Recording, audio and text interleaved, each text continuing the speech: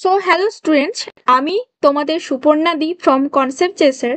তো আজকে আমরা ক্লাস 12-এর একটা নিউ চ্যাপ্টার অর্থাৎ ফার্স্ট চ্যাপ্টারটা নিয়ে চলে এসেছি, যেখানে তোমাদের পড়াবো রিপ্রোডাকশন ইন অর্গানিজম অর্থাৎ জীবের জন্ম। তো এই চ্যাপ্টারটা অনেকটা বড় না হলেও এখান থেকে কিছু কোয়েশ্চেন আসে যেগুলো তোমাদের, তার জন্য এই চ্যাপ্টারটা ভালো করে পড়তে হবে। তো প্রথমে আমরা দেখে নেব যে এই চ্যাপ্টারের কি কি টপিকস নিয়ে আলোচনা করা হবে, দেন নেক্সট ওই টপিকগুলো নিয়ে ডিসকাশন করব। ঠিক আছে, তো চলো চ্যাপ্টারটা শুরু করা যাক।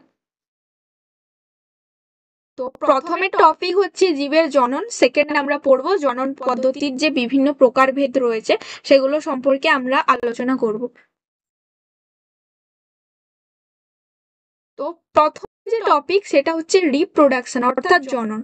রিপ্রোডাকশন মানে কি? রি কথার অর্থ কি? রি মানে হচ্ছে বারবার, again and again, and production মানে হচ্ছে টু প্রডিউস করা বা জেনারেট করা, তৈরি করা। ঠিক আছে, রিপ্রোডাকশন এর পুরো অর্থ হচ্ছে যখন কোনো জীব সেরকম দেখতে কিছু জীবকে প্রডিউস করে বা জেনারেট করে বা তৈরি করে, তাকেই আমরা বলছি রিপ্রোডাকশন। ধরো কোনো অর্গানিজম নিজের মতো দেখতে একটা যখন জীবকে তৈরি করবে, তাকেই আমরা বলবো রিপ্রোডাকশন। তো রিপ্রোডাকশন মানে হচ্ছে বারবার, আর প্রোডাক্ট রি মানে হচ্ছে বারবার, আর প্রোডাকশন মানে হচ্ছে প্রডিউস করা। তাহলে জনন এর সংজ্ঞাটা হতে পারে যে যে কি হয়, যে কোনো জৈবিক প্রক্রিয়ার মাধ্যমে কোনো জীব যখন তার মতো দেখতে, মানে অনুরূপ বা অনুরূপ নাও হতে পারে বা কাছাকাছি সিমিলার থাকতেও পারে জনিত্রী জীব থেকে, তো তখন যে অনেকগুলো জীব সৃষ্টি হয়, তো তার যে বংশগতির ধারা এবং নিজেও যে স্পিসিসের যে অস্তিত্ব যেটা বজায় রাখে, তাকে বলা হয় রিপ্রোডাকশন। তাহলে রিপ্রোডাকশন সম্পর্কে জানতে গেলে আমাদের জানতে হবে জনিত্রী জীব, অপত্য জীব আর জীবজনী সম্পর্কে। জনিত্রী জীব অর্থাৎ প্যারেন্ট, অর্থাৎ যে সমস্ত কিছু জীব প্রজাতি রয়েছে যেগুলো কি করে, যে নিজেদের মতো দেখতে হুবহু সদৃশ্য কিছু জীব সৃষ্টি করে, সেগুলো হচ্ছে জনিত্রী জীব। অপত্য জীব কোনগুলো? তো যেগুলো হচ্ছে রিপ্রোডাকশনের মাধ্যমে যেগুলো প্যারেন্টাল লিভ থেকে যেগুলো তৈরি হচ্ছে, সেগুলো হচ্ছে অপত্য জীব। জীবজনী বা বায়োজেনেসিস কি? যখন কি হয় যে রিপ্রোডাকশনের মাধ্যমে জনিত্রী জীব থেকে যে অপত্য জীব সৃষ্টি হয়, তার সেই যে প্রক্রিয়াকে আমরা বলবো জীবজনী বা বায়োজেনেসিস। তাহলে এই প্রক্রিয়া, এই তিনটি রিপ্রোডাকশনের ক্ষেত্রে, এই তিনটি যে একটা প্রথমে প্যারেন্টাল জীব থাকবে, সেখান থেকে অফস্প্রিং তৈরি হবে, এবং এই যে ধারাটা, যে প্রক্রিয়াটা, এই প্রসেসটা যে থাকবে, সেটাকে আমরা বলবো বায়োজেনেসিস। তাহলে এই তিনটে জিনিস একটু ইম্পর্টেন্ট, যেগুলো আমাদেরকে জানতে হবে। তো নেক্সট টপিক যেটা আমরা পড়বো সেটা হচ্ছে জীবদশা বা জীবের আয়ুষ্কাল বা লাইফ স্প্যান। তো কোনো একটা জীব যখন জন্মগ্রহণ করে, তারপরে ধীরে ধীরে কি আস্তে আস্তে বেড়ে ওঠে, তারপরে তার বৃদ্ধি হয়, একসময় পরিণতি হয়, তারপরে রিপ্রোডাকশন সম্পন্ন করে, একসময় সেটা বার্ধক্য দশার দিকে পৌঁছায়, অবশেষে সেই জীবটির মৃত্যু হয়। ঠিক আছে, তো এই যে সময়কাল, তাকে পুরো বলা হচ্ছে একটা জীবের যে জন্ম, বৃদ্ধি, পরিণতি, জনন, বার্ধক্য, মৃত্যু, এই সময়ে যে সমস্ত ধরে একটা জৈবিক কার্য সম্পন্ন করে, তাকে আমরা বলছি জীবদশা বা জীবের আয়ুষ্কাল। ঠিক আছে, প্রত্যেকটি জীবেরই বিভিন্ন বিভিন্ন জৈবিক কাজ রয়েছে। যেমন এখানে আলোচনা করা হলো কিছু জীব রয়েছে এবং তাদের জীবের লাইফ স্প্যান গুলো বলা হয়েছে, যে কোন জীব কতদিন বেঁচে থাকে। যেমন মে ফ্লাই রয়েছে, মাছি যেরকম রয়েছে 1 থেকে 4 মাস, মে ফ্লাই 1 দিন বাঁচে। এবারে আমরা প্রজাপতি দেখি 1 সপ্তাহ থেকে 4 মাস বাঁচে। এবারে বিভিন্ন যে জীব রয়েছে, যেমন বোহেড তিমি, তার জীবের আয়ুষ্কাল হচ্ছে 200 বছর, অর্থাৎ 200 বছর পর্যন্ত বেঁচে থাকে। যেমন গাছ, সিকুয়া গাছ রয়েছে, যেটা 3 থেকে 4 হাজার বছর বেঁচে থাকে। মানুষের তো গড় আয়ু 60 থেকে 80 বছরের মধ্যে। এবারে এই যে সমস্ত যে জীবগুলো, যেগুলো ইন্ডিভিজুয়াল গুলো কি হয়, পৃথিবী ছেড়ে চলে যায় কোনো সময়। কিন্তু এই যে গোলাপ গাছটা 10 বছর পর যখন মারা যাবে, তখন আরো একটা নতুন প্রজাতির যে গোলাপ গাছ সেটা কি করবে, রিপ্রোডাকশনের মাধ্যমে তার যে ধারাকে, অর্থাৎ তার বৈচিত্র্যটাকে এগিয়ে নিয়ে যাবে, অর্থাৎ পিসিসটাকে এগিয়ে নিয়ে যাবে। তাহলে কোনো একটা জীব চলে গেলে, অর্থাৎ কোনো একটা জীব মারা গেলে কিন্তু তার যে পরবর্তী যে পিসিস গুলো থাকবে সেগুলো কি করবে, তাদের যে ধারাটাকে এগিয়ে নিয়ে যাবে।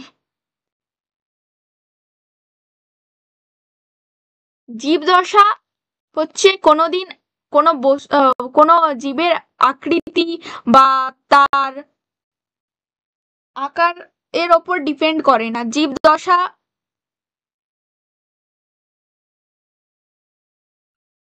নেক্সট টপিক, জননের গুরুত্ব অর্থাৎ সিগনিফিকেন্স অফ রিপ্রোডাকশন। তো আমরা তো জানি যে রিপ্রোডাকশনের মাধ্যমে কি হয়, একটা প্রজাতি বা একটা জীবের যে পিসিস গুলো, তো ওইগুলো বংশ পরম্পরায় এগিয়ে যেতে থাকে, একটা থেকে একটা পিসিস। কিন্তু ইন্ডিভিজুয়াল গুলো না থাকলেও পিসিস গুলো কি হয়, কন্টিনিউয়াসলি রিপ্রোডাকশন করে তাদের অস্তিত্ব বজায় রাখে। সেরকমই রিপ্রোডাকশনের মাধ্যমে কি হয় যে জীবের বংশবৃদ্ধি ঘটে, জীবনের ধারা অক্ষুণ্ণ থাকে। তাহলে জীবদেহে যে প্রধান প্রধান যে গুরুত্ব রয়েছে, যেমন হচ্ছে যে রিপ্রোডাকশনের কিছু সিগনিফিকেন্স, যেমন হচ্ছে সংখ্যা বৃদ্ধি। তো কি হয় যে জননের মাধ্যমে কি একটা জীব থেকে আবার একটা নতুন জীব যখন সৃষ্টি করে, তো তখন কি হয়, তাদের যে পিসিস গুলো, যে কোনো জীবের পিসিস গুলো দেখো, সেগুলো হচ্ছে তাদের বংশ রক্ষা হয়, ফলে জীবের যে বংশের যে ধারাবাহিকতা বজায় থাকে। তো তার জন্য রিপ্রোডাকশন খুব গুরুত্বপূর্ণ। এবারে কোনো পিসিসের অস্তিত্ব বজায় রাখার জন্য রিপ্রোডাকশন গুরুত্বপূর্ণ। যেমন ধরো, যদি কোনো প্রজাতির মৃত্যু হলেও সেখানে হচ্ছে রিপ্রোডাকশন হলে কি প্রজাতির বৈশিষ্ট্যগুলো টিকে থাকবে, তাদের মধ্যে তাদের যে জেনেটিক্যালি যে বৈশিষ্ট্যগুলো বহন করে, অর্থাৎ এই প্রজাতি বেঁচে থাকলে হচ্ছে বা রিপ্রোডাকশনের মাধ্যমে কোনো প্রজাতির অস্তিত্বকে বজায় রাখা সম্ভব। যেমন বংশগতি, যে জননের দ্বারা কি হয়, যে জনিত্র জন্য অর্থাৎ প্যারেন্টাল জেনারেশন থেকে কি হয়, যে একই রকম দেখতে প্রায় সিমিলার কিছু বৈশিষ্ট্য থাকে, তাদের মধ্যে কিছু ক্যারেক্টারিস্টিক্স থাকে, যেগুলো বিভিন্ন তাদের যে বংশ পরম্পরায় যে অফস্প্রিং গুলো আছে তাদের মধ্যে সঞ্চারিত হয়, এবং কি করে তারা এইভাবে তাদের বংশগতির ধারাকে বজায় রাখে। যেরকম হচ্ছে প্রাকৃতিক ভারসাম্য বজায় রাখার জন্য রিপ্রোডাকশন খুব গুরুত্বপূর্ণ।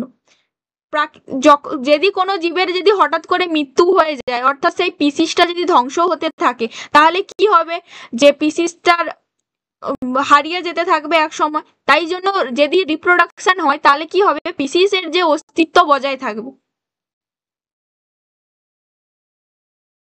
তাহলে টপিকস গুলো কি হলো, সংখ্যা বৃদ্ধি, প্রজাতির অস্তিত্ব রক্ষা, বংশগতি এবং প্রকৃতিতে জীবের ভারসাম্য বজায় রাখা। তো নেক্সট টপিক হচ্ছে জিনের সঞ্চারণ এবং অস্তিত্ব রক্ষা।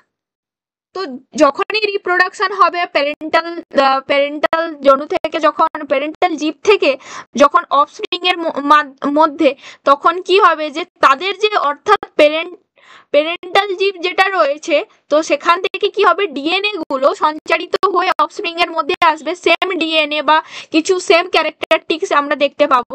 সেরকমই কি হয়, যে রিপ্রোডাকশনের মাধ্যমে এক প্রজন্ম থেকে পরবর্তী প্রজন্মে কি হয়, ডিএনএ বা আরএনএ সঞ্চারিত হয়। অর্থাৎ এই প্রসেসের মাধ্যমে কি হয়, যে প্যারেন্টাল জীব থেকে অফস্প্রিং এর মধ্যে সঞ্চারিত হয় ডিএনএ বা আরএনএ গুলো। তো এইভাবে একটি প্রজাতির নির্দিষ্ট বৈশিষ্ট্য নির্ধারক জিনগুলি প্রজন্ম থেকে প্রজন্মতরে স্থানান্তরিত হয় এবং প্রকৃতিতে থেকে যায়। এইভাবে জিনের সঞ্চারণ এবং বৈশিষ্ট্য ও অস্তিত্ব বজায় রাখা সম্ভব হয়েছে। নেক্সট, প্রকরণ এবং অভিব্যক্তিতে সহায়তা করে। তাহলে ডিএনএ সঞ্চারণের মাধ্যমে কি হয়, যে এক জীব থেকে যখন অন্য জীবে ডিএনএ সঞ্চারিত হতে থাকবে, তখন তাহলে অর্থাৎ সেই পিসিসের অস্তিত্ব বজায় থাকবে। যেরকম হয় যে সেক্সুয়াল রিপ্রোডাকশনের মাধ্যমে অপত্য জীবে কি হয়, নানা ধরনের বৈশিষ্ট্যের সমন্বয় ঘটে, অর্থাৎ দুটো গ্যামেট যখন আলাদা আলাদা গ্যামেট যখন মিশে যখন নতুন কিছু ক্যারেক্টারিস্টিক্স অফস্প্রিং সৃষ্টি করে, তো তাদের মধ্যে কি দেখা যায়, ভ্যারিয়েশন বা ভেদ দেখা যায়, যেটা অযৌন জননের ক্ষেত্রে দেখা যায় না। এবারে এই প্রকরণে কি হয়, অভিযোজন হয় এবং জৈব অভিব্যক্তির জন্য একান্ত প্রয়োজন। পরিব্যক্তির সম্ভাবনা, তো রিপ্রোডাকশনের মাধ্যমে কি করা হয় যে অপত্য জীব যখন সৃষ্টি হয় তখন এই যে অপত্য জীবের যে জিনের কিছু পরিবর্তন হয় গঠনগত এবং সংখ্যাগত। সেক্সুয়াল রিপ্রোডাকশনের ক্ষেত্রে আমরা দেখতে পাবো যে দুটো যখন ডিফারেন্ট গ্যামেটের মিশ্রণ হবে তখন আলাদা আলাদা, তখন কি হবে যে মিউটেশন ঘটতে পারে বা ভ্যারিয়েশন, আমরা প্রকরণ দেখতে পাবো, পরিব্যক্তি দেখতে পাবো। এর ফলে কি হবে যে নতুন ধরনের কিছু অপত্য সৃষ্টির সম্ভাবনা সব থেকে বেশি থাকে। আর এইগুলো হচ্ছে পরিবেশের সঙ্গে সেক্সুয়াল রিপ্রোডাকশনের মাধ্যমে যে সমস্ত জীবেরা সার্ভাইভ করে তারা পরিবেশে অনেকটাই নিজেকে মানিয়ে নিতে পারে, অর্থাৎ এদের বেঁচে থাকা বা অভিযোজন ক্ষমতাটাও অনেক বেশি, যেগুলো হচ্ছে অযৌন জননকারী যে সমস্ত উদ্ভিদ বা প্রাণী, প্রোটিস্টা, মনিরা এইসব রয়েছে তাদের থেকে অনেক এরা উন্নত হয়, যারা সেক্সুয়াল রিপ্রোডাকশনের মাধ্যমে বংশ বিস্তার করে। তো এবার আমরা পড়বো যে জনন পদ্ধতির যে প্রকারভেদ। তো জননকে দুটি ভাগে ভাগ করা যায়, একটা অযৌন জনন আর একটা যৌন জনন। ঠিক আছে, অযৌন জনন কি, যে এই যে পদ্ধতিতে কি হবে, কোনো একটা জনন কোষ থাকবে, সেখানে জনন কোষ কি হবে, গঠন এবং সংযুক্তি ছাড়াই কি হবে, শুধুমাত্র যে প্যারেন্টাল যে জীব থাকবে সেই যে প্যারেন্টাল জীবের মতো দেখতে হুবহু, মানে তাদের বহিরাগত বা জেনেটিক্যালি পুরো একই রকম দেখতে অপত্যগুলো অর্থাৎ অফস্প্রিং সৃষ্টি হবে। মানে যে কোনো একটা প্যারেন্টাল জীব থেকে কি হবে, তাদের যে অপত্যগুলো যেগুলো সৃষ্টি হবে সেগুলোকে দেখতে পুরো সিমিলার হবে, তাকে বলা হচ্ছে অযৌন জনন। এবারে অযৌন জনন কোথায় দেখা যায়, সেখানে হচ্ছে মনেরাতে, প্রোটিস্টা, এই সমস্ত যে রাজ্যভুক্ত যে এককোষী জীব রয়েছে, অর্থাৎ আবার কিছু উন্নত জীব রয়েছে, আবার কিছু অনুন্নত জীব রয়েছে, আবার কিছু উন্নত উদ্ভিদ, অনুন্নত প্রাণী দিয়ে এই ধরনের রিপ্রোডাকশন আমরা দেখতে পাবো। মেরুদণ্ডী প্রাণীদের ক্ষেত্রে এই রিপ্রোডাকশন দেখা যায় না। এবারে যেটা আমরা নেক্সট পরে আলোচনা করব সেটা হচ্ছে উন্নত উদ্ভিদের সংগঠিত অযৌন জনন আসলে অঙ্গজ জনন। অঙ্গজ জনন বলতে তখন ধরো শাখা কলম, দাবা কলম, গুটি কলম, জোড় কলম, মাইক্রোপ্রোপাগেশন, এই সমস্ত যে এগুলো আছে, এগুলো পরপর টপিকস গুলো আছে, এগুলো নিয়ে আমরা ডিসকাশন করব। এবার আমরা পড়ব অযৌন জননের যে ক্যারেক্টারিস্টিক্স রয়েছে ওইগুলো সম্পর্কে। তাহলে অযৌন জননে কি হয়, একটি মাত্র প্যারেন্টাল জীব থাকে যেটা আমরা জানি, সেখান থেকে অফস্প্রিং গুলো সৃষ্টি হয়। এই কারণে অযৌন জননকে ইউনিপ্যারেন্টাল রিপ্রোডাকশন বলা হয়। কারণ এখানে ইউনিপ্যারেন্টাল রিপ্রোডাকশন কেন বলা হচ্ছে, কারণ একটি মাত্র প্যারেন্টাল জীব থেকেই অপত্য জীবগুলো অর্থাৎ অফস্প্রিং গুলো সৃষ্টি হচ্ছে, তাই একে ইউনিপ্যারেন্টাল রিপ্রোডাকশন বলে। এবার একে বলছে সোমাটোজেনিক রিপ্রোডাকশন। কেন বলা হচ্ছে, সোমা অর্থাৎ হলো দেহকোষ। তাহলে যখন কি হয়, অযৌন জনন পদ্ধতিতে কোনো জনিত্রী জীবকোষের দেহকোষ থেকে যখন জনন হয়, অর্থাৎ কিভাবে হতে পারে, অ্যামাইটোসিস প্রক্রিয়া হতে পারে, আবার মাইটোসিস প্রক্রিয়া হতে পারে, তখন কি হবে, এই প্রক্রিয়াগুলির মাধ্যমে কি হবে, কোনো একটা জীবদেহ কোষ থেকে অপত্যগুলো সৃষ্টি হয়। তাহলে একে আমরা বলবো সোমাটোজেনিক জনন বা সোমাটোজেনিক রিপ্রোডাকশন।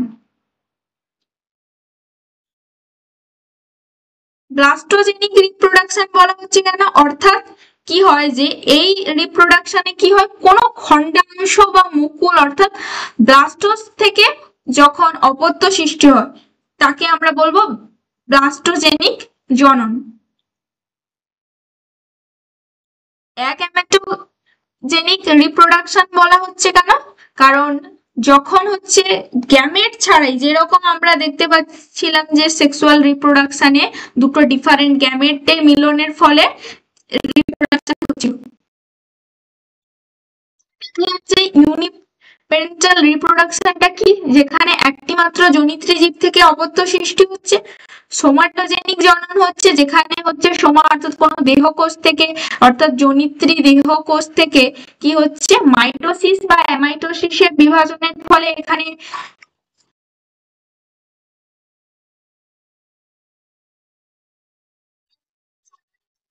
প্রধানত মাইটোসিস বা অ্যামাইটোসিসের কোষ বিভাজন দেখা যাচ্ছে, কিন্তু যখন রেণু উৎপাদন বা স্পোর উৎপাদন হবে তখন হচ্ছে মিওসিস হবে। শুধুমাত্র অযৌন জননের ক্ষেত্রে হচ্ছে মাইটোসিস আর অ্যামাইটোসিস হবে, ঠিক আছে। এই জনন প্রক্রিয়া খুব দ্রুত হয় কারণ এখানে শুধুমাত্র কোনো ভ্যারিয়েশন বা ভেদ থাকে না বা অন্য কোনো গ্যামেটেরও প্রয়োজন হয় না।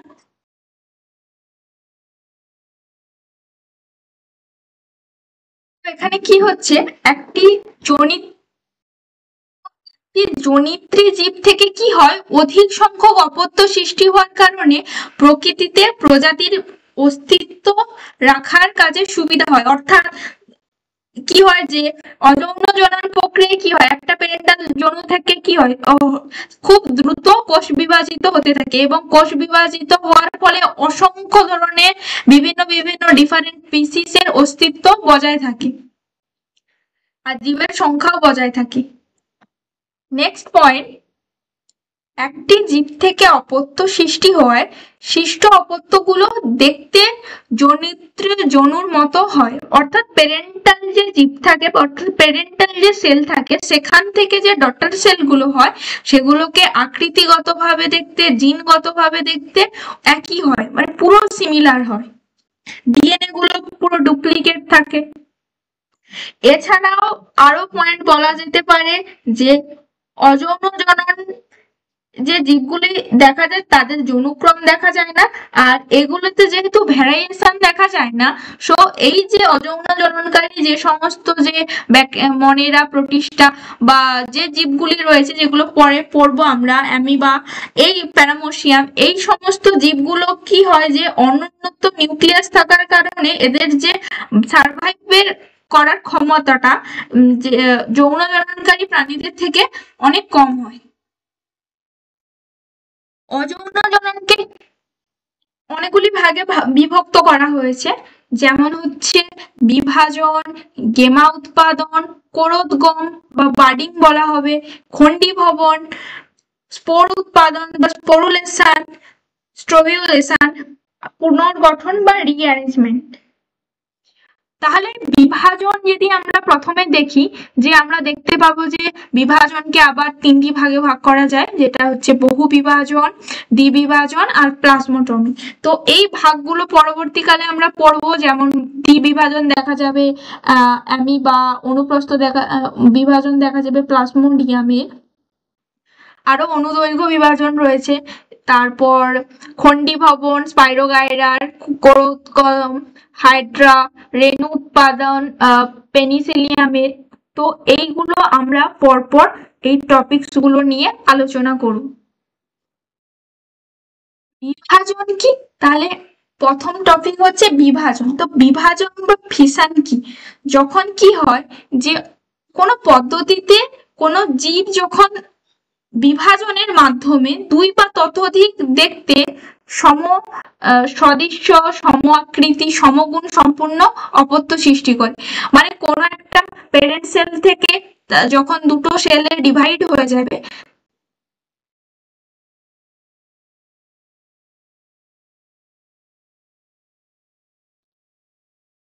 তো সেরকমই প্যারেন্ট সেল থেকে কি হচ্ছে দুটো টোটাল সেল তৈরি হচ্ছে, যেখানে হচ্ছে এটা হচ্ছে নিউক্লিয়াস আর এটা হচ্ছে প্যারেন্ট সেল। তো এখানে কি হচ্ছে যে এই বিভাজনের মাধ্যমে এটা দেখো দুই বা ততোধিক সদৃশ্য এবার সম আকৃতির সম্পূর্ণ দুটো অপত্য জীব তৈরি হচ্ছে।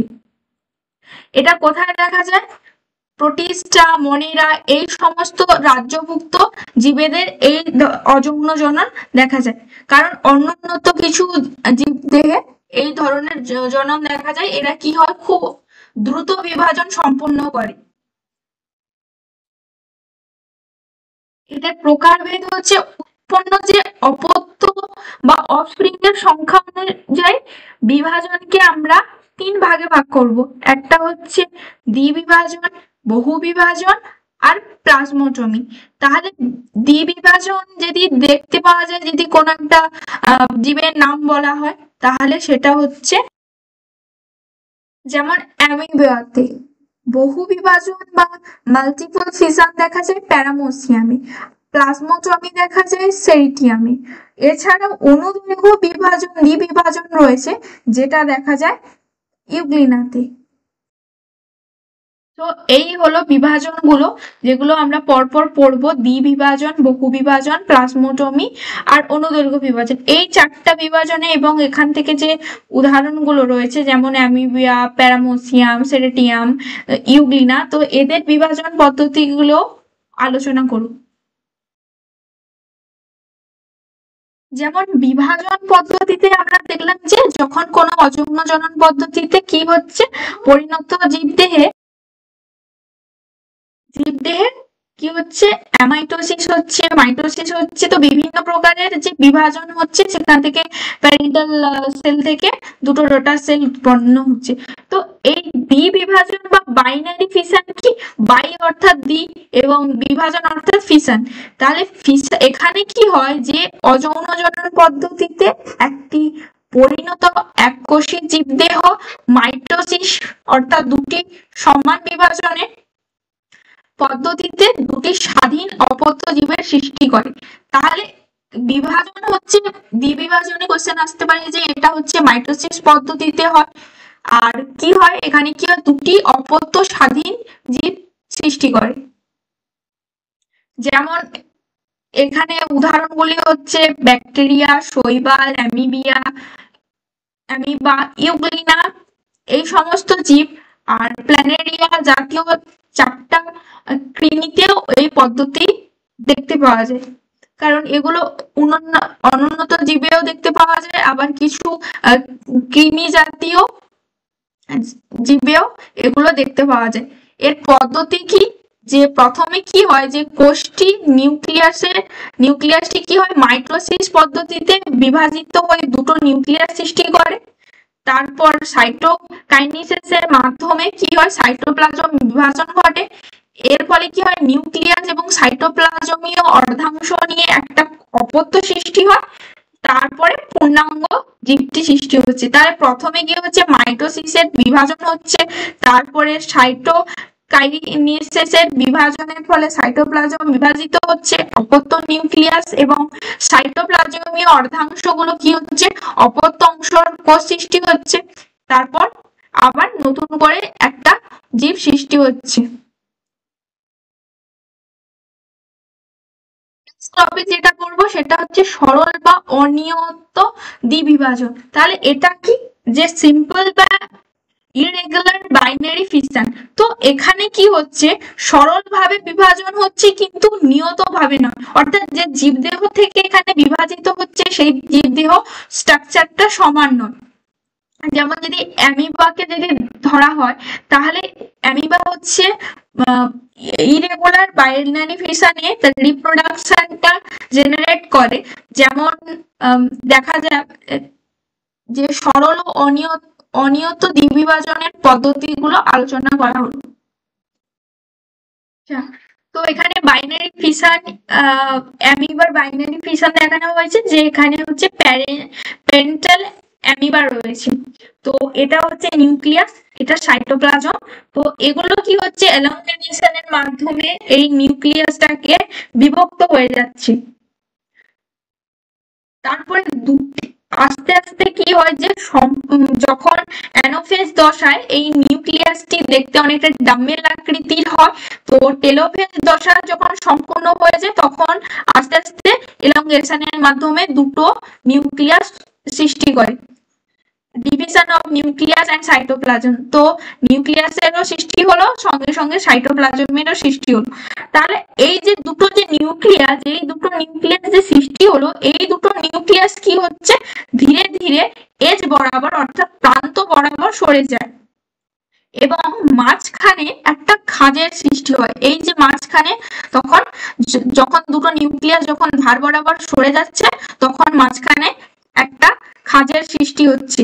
এই ক্রমশ এই খাঁজগুলো কি হচ্ছে যে পরিধি বরাবর এগুলো বাড়তে থাকে এবং এগুলো বেড়ে একটা দুটো ডটার সেল অর্থাৎ দুটো অপত্য নিউক্লিয়াস সৃষ্টি করে এবং তারপরে ক্ষণপথ সৃষ্টি হয় এবং অ্যামিবার এগুলো রূপান্তরিত হয়। তাহলে প্রথমে কি হচ্ছে, বাইনারি ফিশনে আমরা দেখতে পাচ্ছি যে প্যারেন্টাল যে অ্যামিবার রয়েছে সেখানে নিউক্লিয়াস এবং সাইটোপ্লাজম রয়েছে।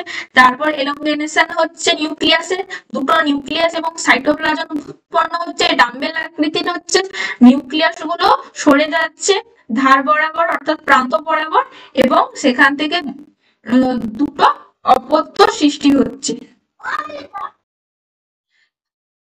তাহলে আমরা দেখতে পাচ্ছি যে এখানে কি হচ্ছে, এই পয়েন্টগুলো তো বলেই দিয়েছি যে অনুকূল এখানে কত তাপমাত্রা দরকার, যে বাইনারি ফিশনের জন্য 24 থেকে 25 ডিগ্রি সেন্টিগ্রেড তাপমাত্রায় কি হয়, যে সরল দ্বিবিভাজন প্রক্রিয়াটি হতে মানে দুটো অ্যামিবা তৈরি হতে যে বা ডটার নিউক্লিয়ার ডটার সেল তৈরি হতে সময় লাগে 20 থেকে 30 মিনিট।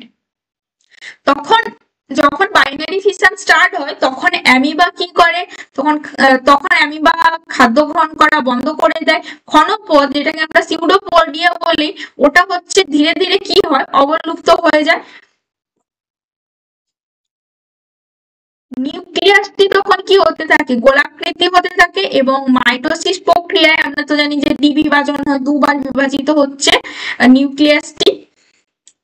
অ্যানাফেজ দশায় কি হয়, যে নিউক্লিয়াসটি ডাম্বেল আকার ধারণ করছে এবং টেলোফেজ দশায় এগুলো হচ্ছে নিউক্লিয়াস সৃষ্টি করছে।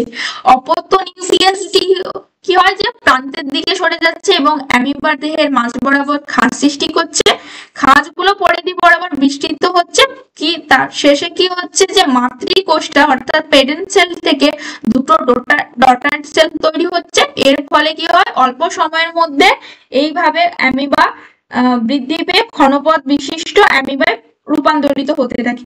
তো এইগুলো আমরা সেই স্ট্রাকচারে অর্থাৎ এতে দেখেছি। তো এগুলোই ছিল। নেক্সট আমরা জানবো অনুদৈর্ঘ্য দ্বিবিভাজন কি। তাহলে যে দ্বিবিভাজন প্রক্রিয়া বা লঙ্গিটিউডিনাল বাইনারি ফিশন, তো এখানে কি হচ্ছে, কোনো একটা জীবদেহ কি হচ্ছে অনুদৈর্ঘ্য বরাবর বিভাজিত হচ্ছে। যেমন নিউক্লিয়াস সাইটোপ্লাজম যখন বিভাজন হচ্ছে তখন সেই যে বিভাজনের ফলে কি হচ্ছে, অপত্য দুটি কোষ সৃষ্টি হচ্ছে। কোথায় দেখা যায়, যে ইউগ্লিনা ভর্টিসেলা নামক কিছু প্রাণীতে এই ধরনের বিভাজন পরিলক্ষিত হয়। তাহলে এই বিভাজনের কিভাবে হচ্ছে, অর্থাৎ তার পদ্ধতি কি, যে কোনো একটা ধরো এককোষী, এটা হচ্ছে এককোষী ইউগ্লিনা, এটা তো নিউক্লিয়াস। তো এখানে কি হচ্ছে, মাইটোসিস প্রক্রিয়ায় বিভাজিত হয়ে দুটো অপত্য নিউক্লিয়াসের সৃষ্টি হচ্ছে। এই দুটো নিউক্লিয়াস কি হয়, ডিভাইডেড হয়ে যাচ্ছে। পরে এইগুলো হচ্ছে ফ্ল্যাজেলা। তাহলে ফ্ল্যাজেলা কি হয়, চন্দ্রবিন্দুর মতো ক্রমান্বয়ে এই যে ফ্ল্যাজেলা গুলো বিভাজিত হচ্ছে, সাইটোপ্লাজম দুটি ভাগে ভাগ হয়ে যাচ্ছে। এবারে ইউগ্লিনাতে কি হচ্ছে, যে এটা হচ্ছে ফিশন পয়েন্ট, অর্থাৎ এখানে দ্বিবিভাজনটা হচ্ছে। তো দুটো আলাদা আলাদা ইউগ্লিনা দেখতে পাচ্ছি, তাহলে দুটো আলাদা আলাদা ইউগ্লিনাতে বিভাজিত হয়ে যাচ্ছে এবং দুটো অপত্য কোষ সৃষ্টি করছে। এই যে দুটো অপত্য কোষে দেখা যাচ্ছে যে নিউক্লিয়াস রয়েছে অপত্য কোষে, অর্থাৎ ডটার ইউগ্লিনাতে দুটো আলাদা আলাদা নিউক্লিয়াস রয়েছে, দুটো আলাদা আলাদা ফ্ল্যাজেলা রয়েছে। তাহলে কি হলো, যে প্রথমে যে ইউগ্লিনাটি রয়েছে, সেই ইউগ্লিনাটি মাইটোসিস প্রক্রিয়ায় বিভাজিত হলো, তারপর ফ্ল্যাজেলাগুলি চন্দ্রবিন্দু আকৃতির মতো দেখতে লাগলো, অর্থাৎ বিভাজিত হয়ে গেল, এবং ইউগ্লিনাটি ওপর থেকে নিচ, মানে এটা ফিশন পয়েন্ট, তো এই বরাবর বিভাজিত হয়ে দুটো আলাদা আলাদা নিউক্লিয়াস এবং সাইটোপ্লাজমে বিভাজিত হয়ে সর্বশেষে কি করলো, যে ডটার ইউগ্লিনা তৈরি করলো। নেক্সট পড়বো অনুপ্রস্থ বিভাজন বা ট্রান্সফার বাইনারি ফিশন সম্পর্কে। তাহলে এই যে প্রক্রিয়াটায়, এই প্রক্রিয়াতে কি হচ্ছে, যে অনুপ্রস্থ যে তল বরাবর, মানে এই যে দুটো, এই যে তলটা, এই তল বরাবর বিভাজিত হচ্ছে। তাহলে বিভাজিত হয়ে শেষে কি হয়, দুটো অপত্য কোষে বিভাজিত হয়ে যাচ্ছে। কি হচ্ছে, যে এই যে দ্বিবিভাজন প্রক্রিয়ায় জীবদেহের অনুপ্রস্থ তল বরাবর কোষ বিভাজিত হয়ে দুটো অপত্য কোষ সৃষ্টি করছে, তাকে আমরা বলছি অনুপ্রস্থ দ্বিবিভাজন। যেমন প্ল্যানেরিয়া অর্থাৎ চ্যাপ্টা কৃমিতে দেখা যায়, প্যারামোসিয়াম অর্থাৎ এক প্রকার প্রোটোজোয়াতে দেখা যায় এই প্রকার দ্বিবিভাজন। ঠিক আছে, তাহলে প্যারামোসিয়ামে এই ধরনের দ্বিবিভাজন পদ্ধতিতে জনন সম্পন্ন করে।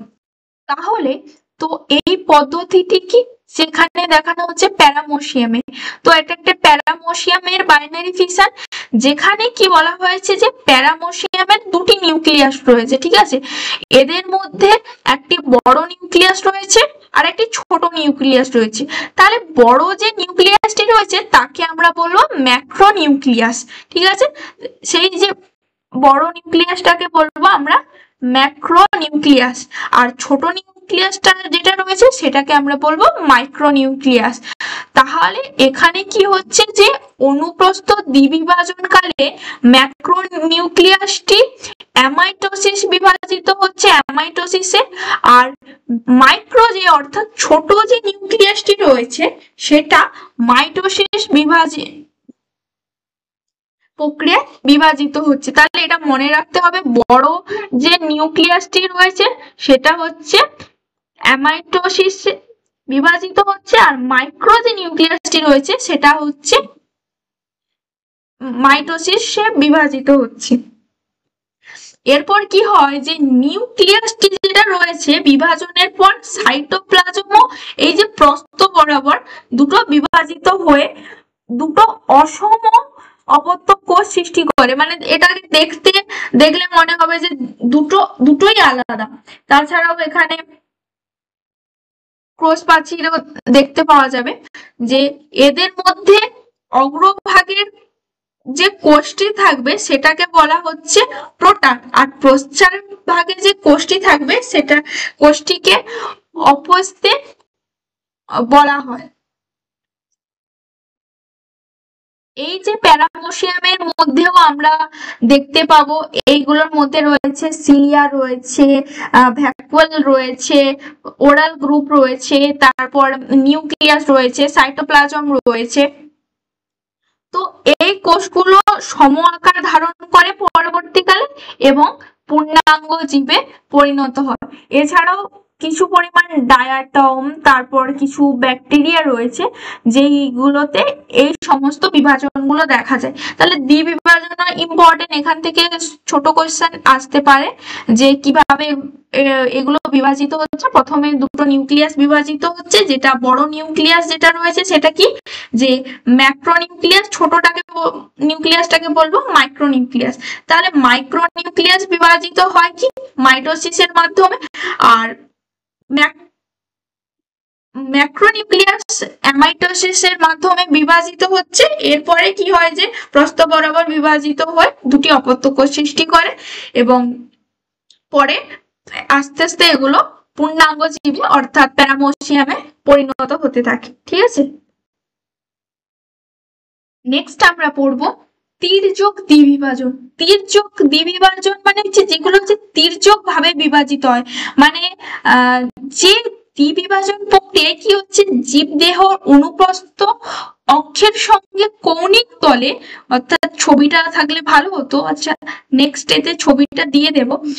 কৌণিক তলে কি হচ্ছে, কোষ বিভাজন ঘটে, অর্থাৎ দুটি অপত্য কোষ সৃষ্টি হয়। মানে কোন একটা দ্বিবিভাজন প্রক্রিয়া কি হচ্ছে, যে একটা ধরো জীব রয়েছে সেটাকে কৌণিক অক্ষ বরাবর হয়তো বিভাজিত হচ্ছে। যেমন সেরাটিয়ামের তির্যক দ্বিবিভাজন সম্পূর্ণ হয়। তির্যক দ্বিবিভাজনের পদ্ধতিগুলো হচ্ছে, এগুলো কি হয়, ফ্ল্যাজেলা দ্বারা দ্বিবিভাজিত হয়। তারপরে নিউক্লিয়াসটি মাইটোটিক পদ্ধতিতে বিভাজিত হয়ে দুটি অপত্য নিউক্লিয়াস সৃষ্টি করে এবং নিউক্লিয়াসটি কি করে যে সাইটোপ্লাজমের মধ্যে বিভাজন শুরু করে। অবশেষে একটি করে নিউক্লিয়াস এবং কিছুটা সাইটোপ্লাজম সমূহ দুটি কোষের জন্ম দেয়। তাহলে প্রথমে ফ্ল্যাজেলা দ্বারা ফ্ল্যাজেলাটি যেটি রয়েছে সেটি দ্বিবিভাজিত হচ্ছে, তারপর নিউক্লিয়াসটি মাইটোটিক পদ্ধতিতে বিভাজিত হয়ে দুটো অপত্য নিউক্লিয়াস সৃষ্টি করছে, দেন কি করছে সাইটোপ্লাজমের বিভাজন শুরু হচ্ছে। অবশেষে কি হয়, একটি করে নিউক্লিয়াস কিছুটা সাইটোপ্লাজম সহ দুটি অপত্য কোষের সৃষ্টি হচ্ছে। তাহলে মনে রাখতে হবে যে তির্যক দ্বিবিভাজন কি, মানে কোন একটা জীবদেহে কৌণিক তল বরাবর শুধু বিভাজন ঘটছে। এরপরে নেক্সট টপিক হচ্ছে বহু বিভাজন বা মাল্টিপল ফিশন। বহু বিভাজন মানে কি বারবার বিভাজিত হবে। যখন কোষ থেকে একটা কোষ থেকে অর্থাৎ প্যারেন্টাল কোন সেল থেকে, প্যারেন্ট সেল থেকে ডটার সেল গুলো হতে থাকবে, আরো বারবার বিভাজিত হতে থাকবে, সেগুলোকে আমরা বলছি মাল্টিপল ফিশন। তাহলে মাল্টিপল ফিশনে দেখে নেওয়া যায় কি রয়েছে, যে এই প্রক্রিয়ায় কি হয় যে কোন একটা জীবদেহ মানে জনিত্র জীবদেহ মানে প্যারেন্ট সেল থেকে কি হয় যে বারবার মানে মাল্টিপল ভাবে ফিশনের মাধ্যমে একই রকম দেখতে সম আকৃতি সম্পন্ন কিছু জীব সৃষ্টি হয়, তাকে আমরা বলছি বহু বিভাজন। এবারে এই বহু বিভাজন হওয়ার জন্য কিছু ক্রাইটেরিয়া রয়েছে, কিছু প্রতিকূল পরিবেশ থাকতে হবে, যেগুলো হলে এই বহু বিভাজন প্রক্রিয়াটি সম্ভব হয়। বহু বিভাজন প্রক্রিয়া কারা দেখায় না, প্লাজমোডিয়াম, অ্যামিবা, মনোসাইটোসিস, কিছু প্রোটোজোয়া রয়েছে, কিছু শৈবাল শ্রেণীর উদ্ভিদ রয়েছে। তো এই সমস্ত প্রাণীগুলো বহু বিভাজন সম্পূর্ণ করে। যদি প্রত্যেকটি বিভাজন আমরা দেখি প্রথম থেকে, যেমন হচ্ছে বিভাজনগুলো যেমন সাধারণ দ্বিবিভাজন, অনুপ্রস্থ বিভাজন, তির্যক বিভাজনে কি হচ্ছে, এতে সবেই প্রথমে কি হয় নিউক্লিয়াস বিভাজিত হয়, তারপর সাইটোপ্লাজম বিভাজিত হয়, তারপরে হচ্ছে আবার নতুন করে অপত্যের সৃষ্টি হয়। তাহলে প্রত্যেকটা পদ্ধতি একই রকম, কিন্তু দেখতে হবে কিভাবে হচ্ছে এগুলো। পদ্ধতিতে বলা রয়েছে যে প্রথমে কি হয় যে একটা পরিণত একটা জীব রয়েছে, সেই জীবটির যে নিউক্লিয়াসটি বিভাজিত হয়ে অনেকগুলো অপত্য নিউক্লিয়াস সৃষ্টি করে। তাহলে একটা জীব রয়েছে, সে তার মধ্যে ধরো অনেকগুলো নিউক্লিয়াস রয়েছে, সেখান থেকে কি হয় অপত্য নিউক্লিয়াস সৃষ্টি হচ্ছে, তারপর সাইটোপ্লাজমের বিভাজন শুরু হয়, তারপর কি হচ্ছে সাইটোপ্লাজমের কিছু অংশে নিউক্লিয়াস আবৃত করে অপত্য সৃষ্টি হচ্ছে।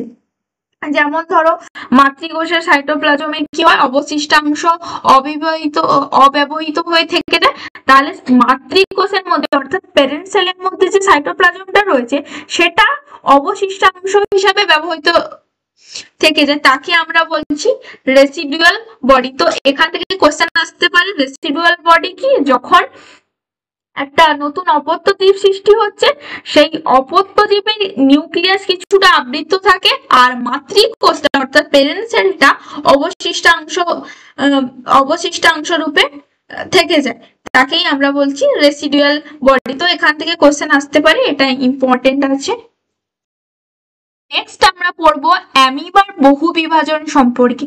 তাহলে আমরা যে এতক্ষণ পড়ে গেলাম দ্বিবিভাজন, বহু বিভাজন, এখানে আমরা পড়বো অ্যামিবার মাল্টিপল ফিশন। তাহলে অ্যামিবার দ্বিবিভাজন পড়েছি কিভাবে হচ্ছে, যে প্রথমে নিউক্লিয়াস বিভক্ত হয়ে তারপরে ডাম্বেল আকৃতি কিছু একটা তৈরি করে সেখান থেকে একটা অপত্য কোষ সৃষ্টি হচ্ছে, ঠিক আছে। এরপরে অ্যামিবার বহু বিভাজন কিভাবে করছে এটা পড়বো।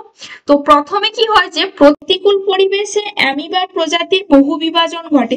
তাহলে তার জন্য একটা পরিবেশ দরকার এই বহু বিভাজন ঘটার জন্য। তো প্রথমে কি হয়, অ্যামিবা ঘনপদ অর্থাৎ সিউডোপোডিয়াকে গুটিয়ে নিয়ে ত্রিস্তর বিশিষ্ট আবরণ বা সিস্ট গঠন করে নিজের দেহকে আবৃত রাখে। যেমন যে এটা দেখো অ্যামিবা জনিত্রী অ্যামিবা অর্থাৎ পেরেন্ট অ্যামিবা। তো এই এর মধ্যে নিউক্লিয়াস রয়েছে, সংকোচী গহ্বর রয়েছে। তো এই গহ্বরগুলো এগুলোকে গুটিয়ে নিয়ে বা সিস্ট বলবো বা ক্যাপসিড বলবো, তো একটা আবরণ তৈরি করে নিয়েছে। এই যে ফ্ল্যাজেলা এগুলো সরি ক্ষণপথ গুলো যেগুলো দেখতে পাচ্ছি এগুলোকে গুটিয়ে, এই প্রক্রিয়াকে এনসিসমেন্টও বলা হয়। তাহলে এখান থেকে কোশ্চেন আসতে পারে যে এনসিসমেন্ট কি, যখন অ্যামিবা তার ক্ষণপথ গুলো গুটিয়ে নিয়ে একটা আবরণ অর্থাৎ সিস্ট গঠন করে তাকে আমরা বলছি এনসিসমেন্ট। নেক্সট পয়েন্ট কি, সিস্টের ত্রিস্তর বিশিষ্ট অর্থাৎ তিনটি স্তর রয়েছে। এই যে সিস্ট এই সিস্টের কি রয়েছে, তিনটি স্তর রয়েছে। তো এখানে কি হচ্ছে যে সিস্টের মধ্যে বারবার বিভাজিত হয়ে সিস্টের যে তিনটি স্তর রয়েছে, একদম যে বাইরের যে স্তরটা তাকে আমরা বলছি এপিসিস্ট, মাঝখানের যে স্তরটা একে বলবো মেসোসিস্ট, আর একবারে মধ্যে যে স্তরটা রয়েছে তাকে আমরা বলবো এন্ডোসিস্ট। তো এই যে তিনটি স্তর রয়েছে এপিসিস্ট, মেসোসিস্ট, এন্ডোসিস্ট, তো এগুলো পরপর সাজানো থাকে। তো সিস্টের মধ্যে কি হয়, বারবার বিভাজিত হয়ে অ্যামিবা অসংখ্য প্রায় 200টি ক্ষুদ্র ক্ষুদ্র অ্যামিবিউল সৃষ্টি করে। তাহলে দেখো এই যে অপত্য নিউক্লিয়াস এগুলো রয়েছে, এগুলো কি হচ্ছে আস্তে আস্তে অ্যামিবিউল সৃষ্টি করছে। অ্যামিবিউল সৃষ্টি করে এদেরকে বলা হয় সিউডোপোডিও রেণু বা সিউডোপোডিও স্পোর বলা হয়। এইগুলো কি কতগুলো সৃষ্টি করছে, প্রায় 200টার মতো ক্ষুদ্র ক্ষুদ্র অ্যামিবিউল সৃষ্টি করে, কারণ সিস্টগুলি কি হয় বারবার বিভাজিত হয়। তো অনুকূল পরিবেশে সিস্টের যে প্রাচীর রয়েছে, এই যে প্রাচীরটা একসময় কি হয় ফেটে যায়, যে এতগুলো সিস্ট তৈরি হয়েছে এদের মধ্যে বা রেণু তৈরি হয়েছে, জুস্পোর তৈরি হয়েছে, তার জন্য এগুলোকে ফেটে এর মধ্যে থেকে অ্যামিবা সৃষ্টি হয়। তাহলে প্রথমে কি হলো যে অ্যামিবা কি করলো, তার যে ক্ষণপথ রয়েছে সেটাকে গুটিয়ে একটা সিস্ট তৈরি করলো, সেখান থেকে আস্তে আস্তে বিভাজিত হয়ে একটা অপত্য নিউক্লিয়াস থেকে সিউডোপোডিও রেণু উৎপাদন হলো। তো তারপরে কি হলো, এই যে রেণু উৎপাদনের পর অনুকূল পরিবেশ যখন পাচ্ছে তখন কি হচ্ছে, এর যে প্রাচীর রয়েছে সিস্টের যে প্রাচীর রয়েছে অর্থাৎ এপিসিস্ট ফেটে গিয়ে অসংখ্য অ্যামিবার সৃষ্টি হচ্ছে। প্রথমে যেরকম ক্ষণপথের অবলুপ্তি, এনসিস্টমেন্ট, সিউডোপোডিও রেণু গঠন, তারপরে হচ্ছে অপত্য অ্যামিবার সৃষ্টি। তো এটা হলো অ্যামিবার বহু বিভাজন পদ্ধতি। বুঝতে পারলে বলবে, না পারলে বলবে।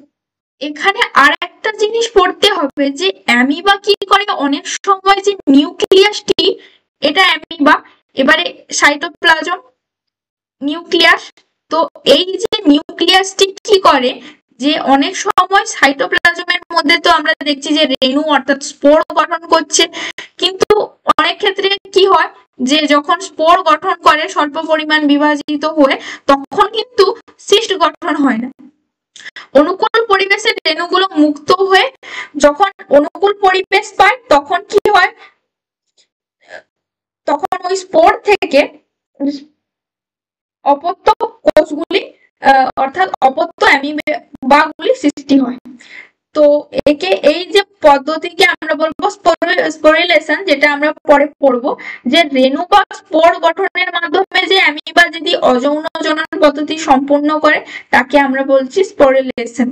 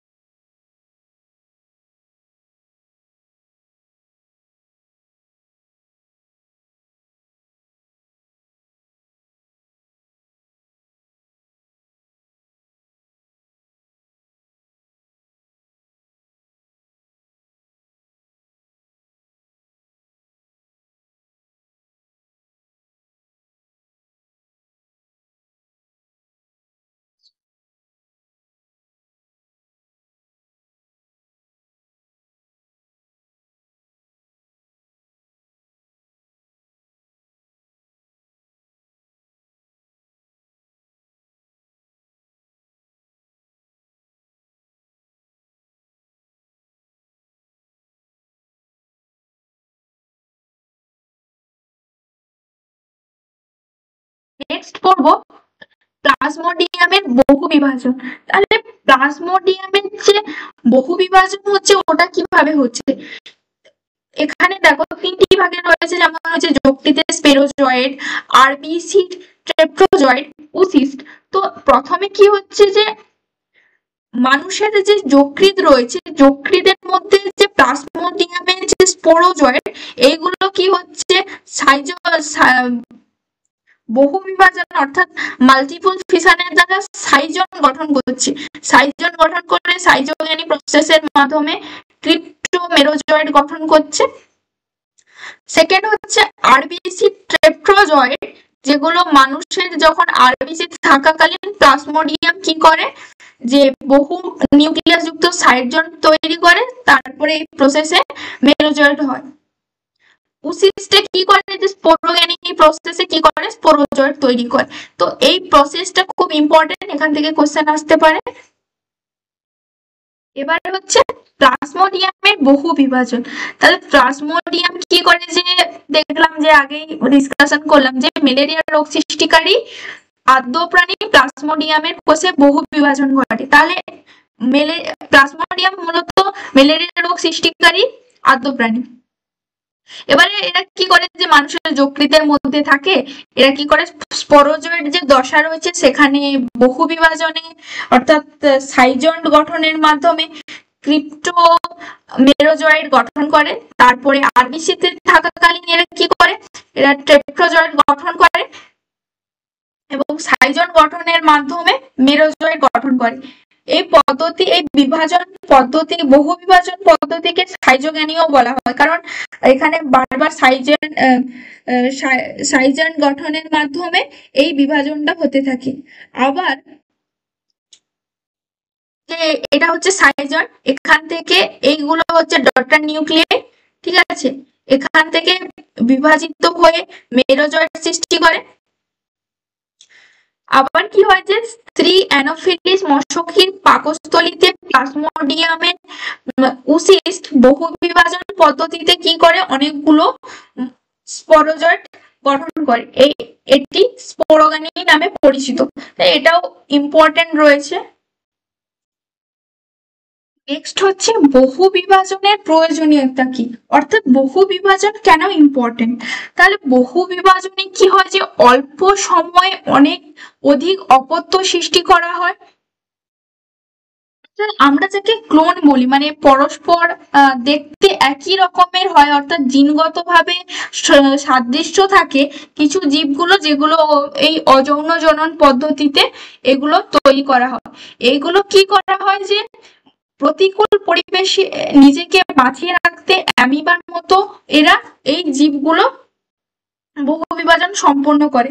অর্থাৎ এমনি অনুন্নত জীব, যেগুলো আমরা জানি যে যৌন জননের ক্ষেত্রে গ্যামেট তৈরির মাধ্যমে এবং বিভিন্ন ধরনের ভ্যারিয়েশনের মাধ্যমে যে জীবগুলি সৃষ্টি হয়েছে সেগুলি পরিবেশের সঙ্গে মানিয়ে নিতে পারে, কিন্তু অনুন্নত কিছু জীব যেগুলো অ্যামিবার মতো, এগুলো হচ্ছে অভিযোজিত হওয়ার কারণে এখন তাদের প্রতিকূল পরিবেশেও বাঁচিয়ে রাখার জন্য এরা বহু বিভাজন বা মাল্টিপল ফিশন দেখায়। কোন জীবের ভিন্ন পরিবেশে বিস্তার লাভের জন্য বহু বিভাজন খুব গুরুত্বপূর্ণ।